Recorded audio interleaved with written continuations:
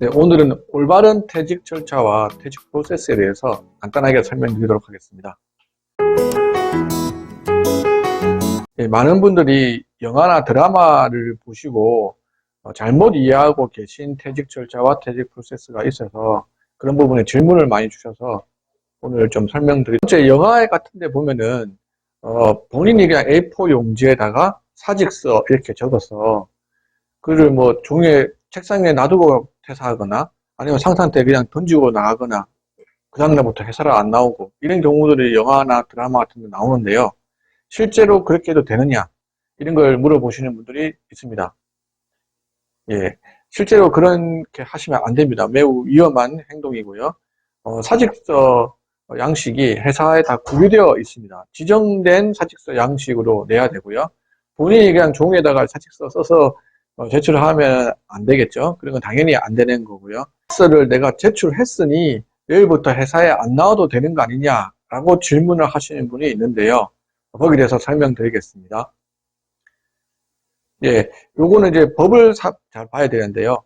민법 660조 2항에 보면 사직서를 제출하고 1개월이 지나면 그 효력이 발생한다라고 되어 있습니다.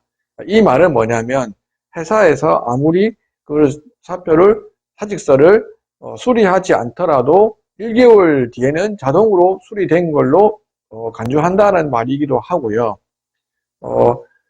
1개월 내에는 내가 퇴직 의사를 밝혔을 때는 사직을 할 수 있다라는 이 말은 즉 직원의 입장과 회사 입장 둘 다를 고려한 조항이다라고 생각하시면 됩니다. 중요한 것은 뭐냐면요. 제가 사직서를 제출했다 하더라도 회사에서 수리가 되어야 사직을 받아들인다라고 되는 겁니다. 내가 제출했다 하더라도 아직 협의가 덜 된 상태고 날짜도 협의 안 됐고 어떻게 인수인계를 하겠다가 협의가 덜 된 상태에서 나는 제출했으니까 내일부터 회사를 안 나온다? 이런 상태가 되면 굉장히 큰 리스크가 있습니다. 일단은 무단 결근이 됩니다. 무단 결근이 되고 회사에서는 아직 수리가 덜 됐기 때문에 무단 결근은 징계의 사유가 됩니다. 만약의 경우에 굉장히 중요한 프로젝트가 진행되고 있거나 굉장히 중요한 막대한 사업에 큰 지장을 줬다 하는 경우는 징계의 사유가 되어서 인사위원회 해부가 될 수가 있는 사안입니다. 굉장히 중요한 사안입니다. 그래서 내가 사직서를 제출한 게 중요한 게 아니고 제출했고 그 부서장과 임원과 협의가 되어서 퇴직 날짜가 되었고 그때까지 인수인계를 어떻게 하고 이런 것들이 절차가 되고 수리가 되는 게 중요한 한 것이고 제출한 거에 대해서는 큰 의미가 없다라고 생각하시면 되면 또 이게 내가 사직서를 제출했는데 수리를 안 해주고 있다. 그럼 어떻게 되느냐? 이런 질문을 하실 수가 있겠죠. 예, 그런 질문도 역시 주셨는데요.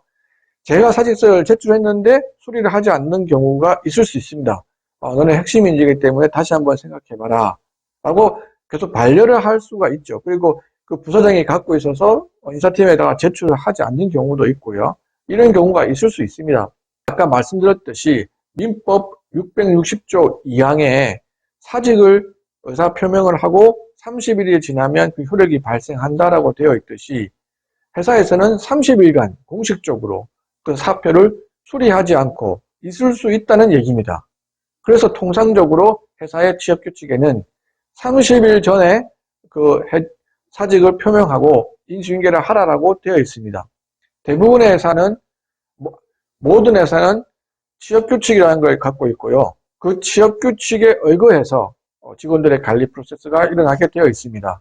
대부분의 취업규칙에는 30일 전에 사직을 의사를 표명하고 인수인계를 하도록 되어 있기 때문에 평균적으로 통상적으로 관례상 30일 전에 퇴직 의사를 밝히고 퇴직 날짜를 협의하고 인수인계를 하시는 게 바람직한 퇴직 협의 프로세스가 기본적으로 사직서를 제출하였다 하더라도 회사에서 공식적으로 30일간을 수리하지 않고 반려 상태, 혹시 결제를 하지 않고 가지고 있을 수 있다는 얘기입니다.